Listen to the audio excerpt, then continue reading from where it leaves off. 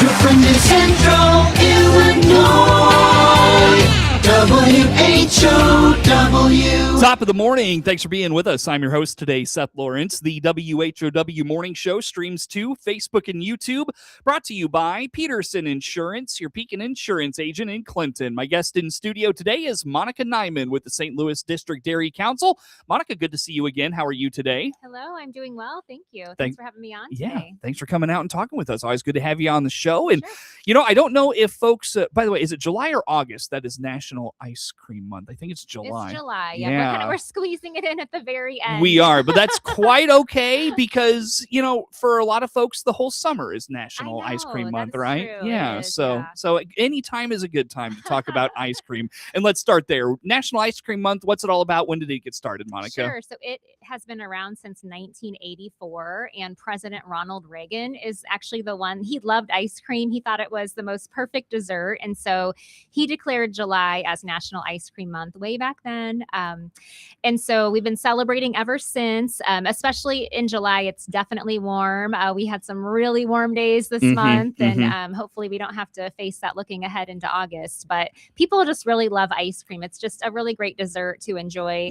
A lot of people are doing cookouts and backyard barbecues, pool parties, different things where you're outside. And so ice cream just fits. It's just it's just a great option for some of those really warm days. There is a National Ice Cream Day. It already passed, but it's always the third Sunday of July. And so a lot of social media posts you'll see with that. A lot of different local area ice cream shops will do specials on July Ice Cream Day.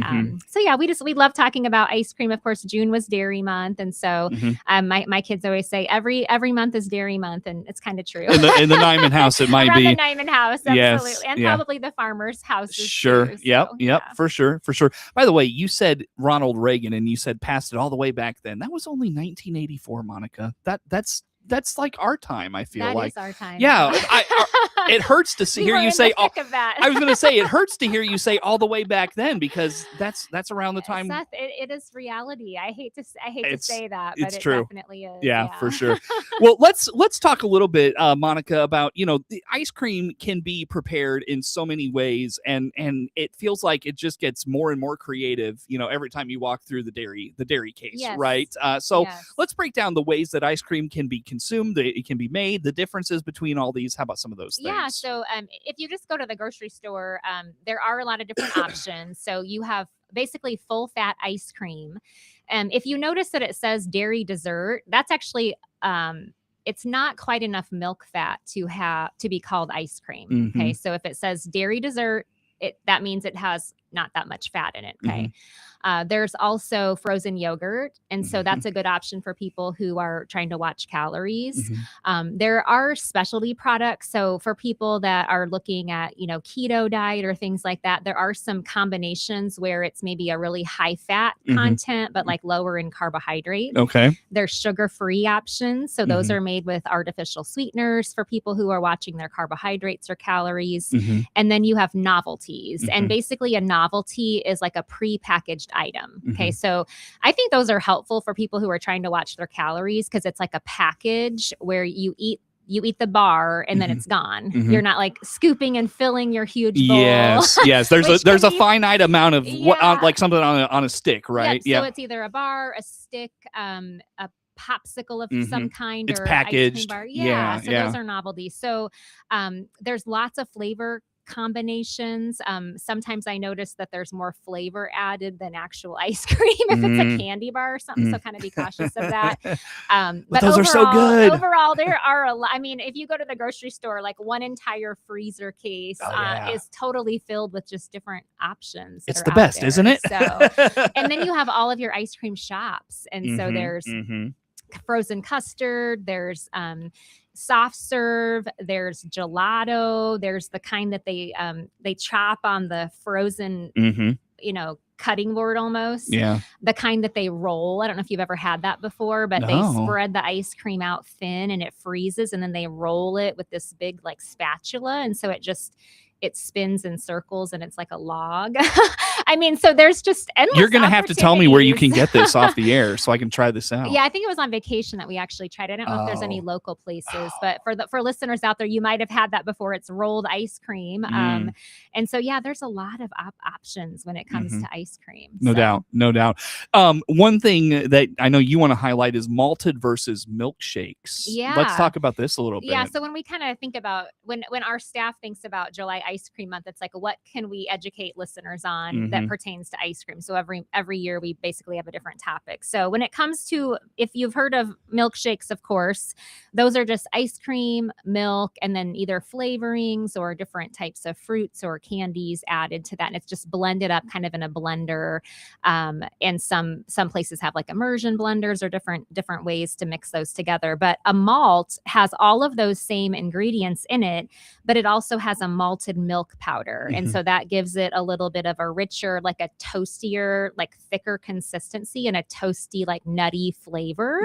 And so it's an added ingredient to a milkshake that then makes it a malt. A lot of diners back in the day, if you went to soda fountain, like soda fountain and diners, they kind of started selling malts, and those continue to be on the menu at a lot of different ice cream shops. I see. It sounds like maybe a milkshake ice cream is more natural than like a malt. Is that fair to say? Or I wouldn't say more natural, just the malt has the added ingredient of the malted milk powder. I see. Got it. Just the one extra thing added to it. It really just gives it a little bit of a different taste and a little bit of a different texture. Sure. Very good. Monica Nyman with the St. Louis District Dairy Council, our guest here in studio for this morning. Let's talk like the healthiness of if that's a word, healthiness of ice cream. For a lot of folks, they probably, it's limited amounts for kids, maybe a little bit of a treat in the afternoon or a dessert in the evening. You don't want your kids having too much of this. How healthy is ice cream, Monica? Yeah. So as a registered dietitian, I do have to say ice cream is a dessert. It's not something that we recommend having endless amounts of, because it does have a lot of calories. So to kind of answer that question for you, generally, the serving size is about a half of a cup. That's not very much. It's about the size of a tennis ball. So if you actually measure your ice cream into your bowl, it's you're going to say, where's the rest of it? Okay. So use a smaller bowl because then it looks bigger. And so it is made with milk though. And so because of that, it does have a little bit of calcium and it has a little bit of protein. So comparatively to like a cake or cookies, it is going to have a little bit more nutrition.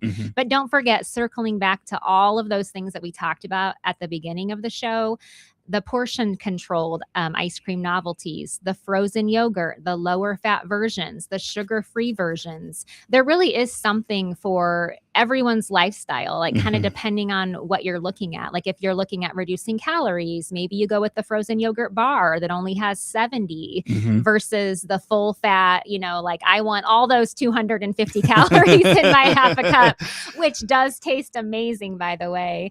So it really just depends on what your nutrition goals are, but it can fit in moderation and because it is a dessert. Yeah, the sugar is probably where it goes. The sugar and calories probably makes it a little tough. Yeah. So if for someone who's trying to lose weight, I mean, I would give the suggestion of, measure it out, pick something with a little bit less calories, use a novelty, maybe a frozen Greek yogurt bar, just to give you that, to satisfy your sweet tooth. A lot of people are just looking for that, after their meals in the evenings. But also it's a treat. So if you're going to a backyard barbecue, hosting, taking your kids for ice cream after a day at the pool or something, just get a small portion size. It still really satisfies that sweetness. But again, just in moderation. Sure. Very good. And let's talk a little bit about how we can make maybe ice cream, milkshake, something of that nature healthier. And it's funny. I was actually just thinking this, like I've been on a protein powder kick lately. I don't know if that's something you could like throw into a milkshake or something like that. Yeah, absolutely. So a couple things that you can add into a milkshake that would make it have less sugar. So you could cut it half with protein powder, right? So use less ice cream, put your protein powder scoop in there. That's going to really enhance the nutrition. You can cut it in half with like a thick Greek yogurt, maybe a vanilla Greek yogurt that doesn't have a lot of sugar in it. And that's, again, going to kind of offset all of the calories coming from ice cream. The other thing that you can do is add a little bit of ice to it with frozen fruit. So a little bit less ice cream, little bit of ice, maybe some frozen strawberries, mangoes, bananas, and then pour a little bit of milk in there and blend that up. I used to make my kids, we call them milkshakes, but it was actually just a frozen banana, milk, and a little bit of chocolate syrup, and we put it in the blender. And it blends together, but because the banana was frozen, it made the milk taste like it was ice cream, with the sweetness. And so there are lots of different combinations, things that you can do to really balance out your recipe or balance out the number of calories that you're consuming with a milkshake. Were they young enough that they didn't know any better, and then when they found out, they were like, "Mom, how could you?" Yeah, I should actually ask them that question. That's good, because I just thought of that now that I haven't made those in a while. But my son will make like almost like a protein bowl. Well, he'll put protein powder, milk, and frozen berries and blend that up. So it's really thick, and he eats it with a spoon, but it's basically a protein bowl. But by adding the milk, and then it kind of freezes, and it tastes like ice cream. The consistency is super thick. Sure. So, Interesting. Yeah. Very good. Very good. Hey, I tell you what, Monica, I'm looking at the clock. I need a break. Let's take a break. We'll come back and we'll talk about like some of the promotions you've done in your territory with Ice Cream Month. And then we'll talk maybe some back to school stuff at the same time. So very good. How do folks, by the way, learn about St. Louis District Dairy Council? Sure. You can visit our website. We have a brand new website, stldairycouncil.org. It has a little bit of a different look to it, but the same feel, stldairycouncil.org. And then you can also follow us on social media. So Facebook and Instagram, we are at STL Dairy Council. Sounds good. Very good. Monica Nyman, St. Louis District Dairy Council, my guest in studio today. More to come with Monica coming up on the WHOW Morning Show. WHOW.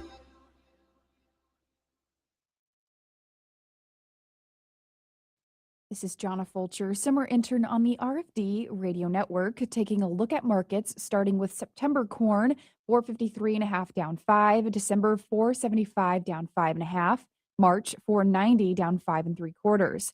Soybeans, September 1181 3/4 down 23, November 1197 3/4 down 22 1/4, January 1213 down 20 3/4. Chicago wheat 664 1/4 up 1 3/4.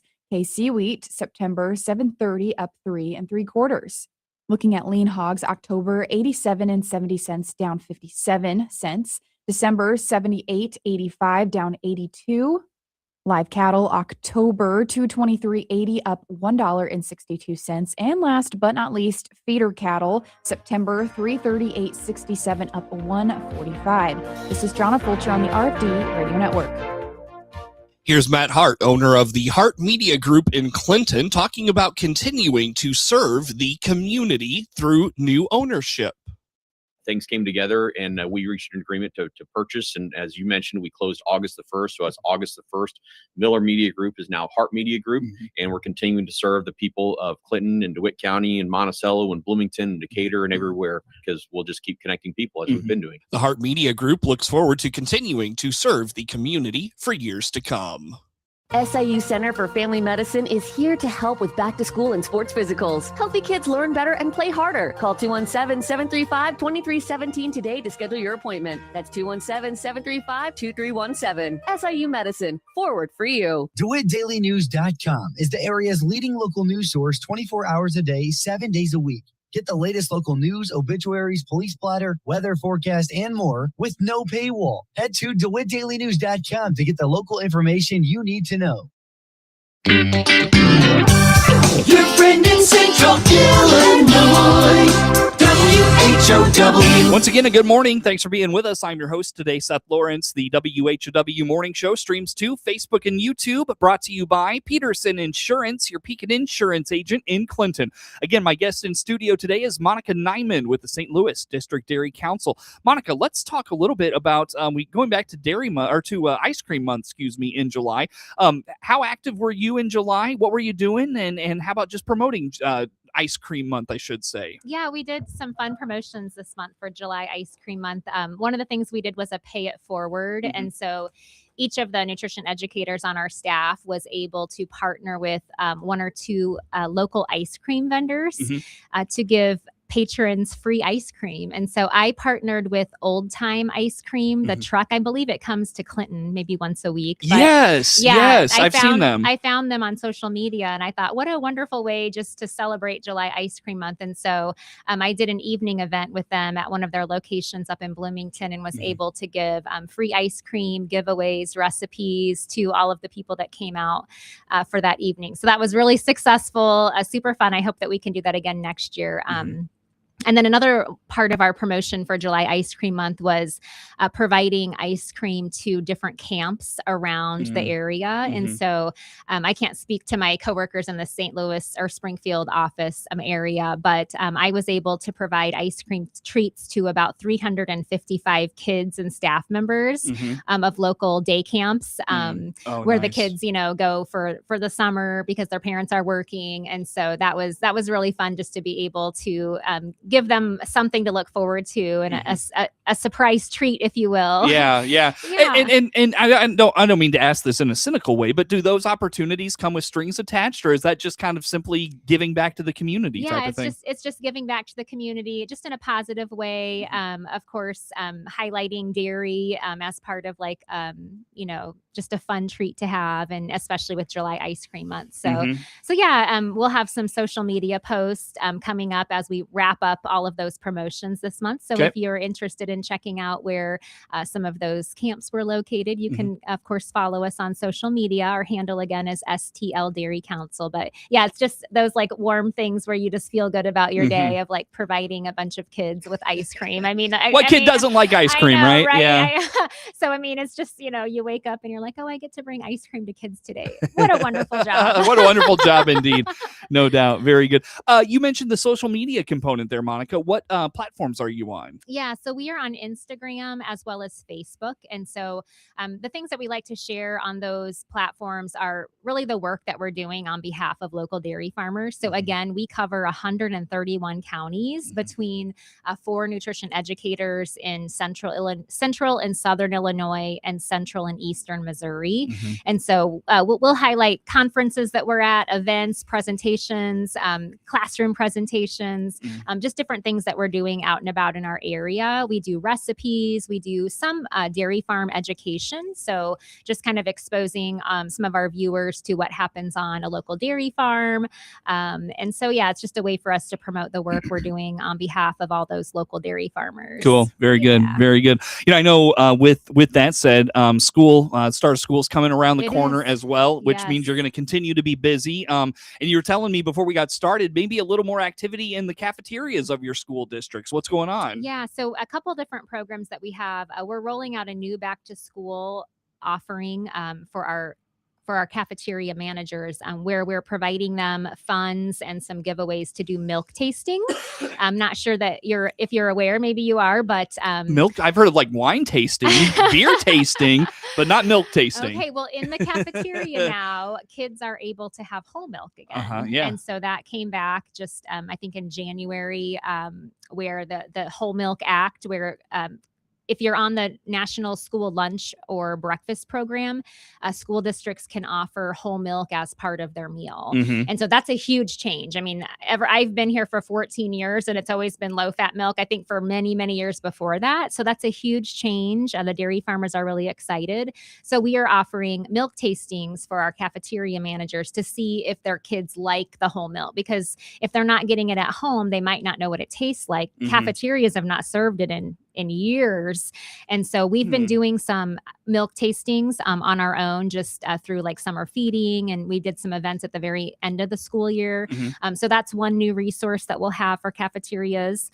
We also have our Adopt a Calf program that's opening up. And so I've been working with our local farmer in Pontiac to get those pictures of the calf every single month that we're going to be highlighting out of the Pontiac farm. We also have a couple of new grant programs, if you will. So we have a coffee bar program. I believe I have 3 or 4 high schools who are now going to be offering coffee, a coffee bar. And so the idea behind that is that kids are already getting coffee before they go to school, my son included. And so in the cafeteria, they'll have the cart and they'll have the carafe, and they have milk that the kids can make their own lattes and different syrups that they can add to it. Yeah. And so this is a pilot program for us just to see how it works. What we'll capture the dairy sales from all of these programs. We have a smoothie program. We have lots of cafeterias that are doing merchandisers and other projects that they have requested funds for. So I'll be working with all of my schools. I think I maybe have 12 or 15 this year. So that's quite a few. Collecting data, working with them just if they have complications getting equipment ordered and things like that. So lots going on in the fall. So we are like literally gearing up for for busy season. Yeah. So, yeah. I don't know.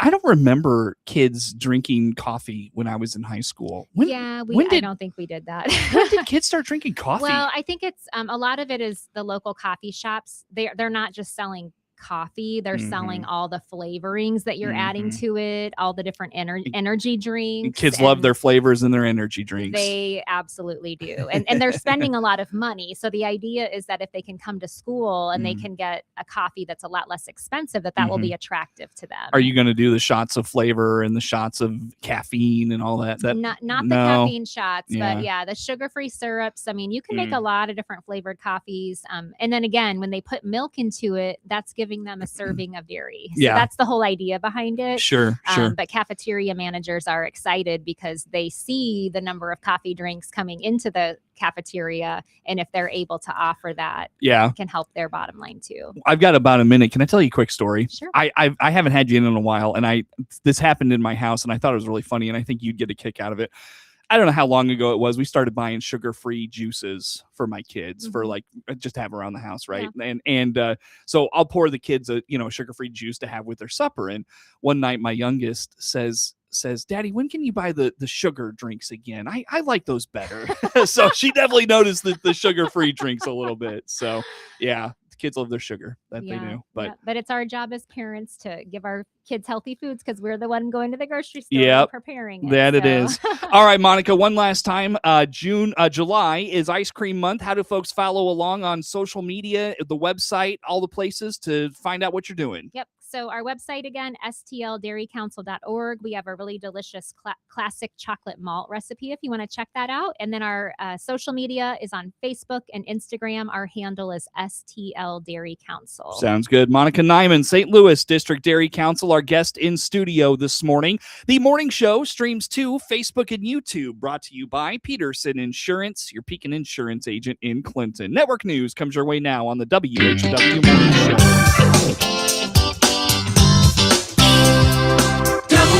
WHOW. The big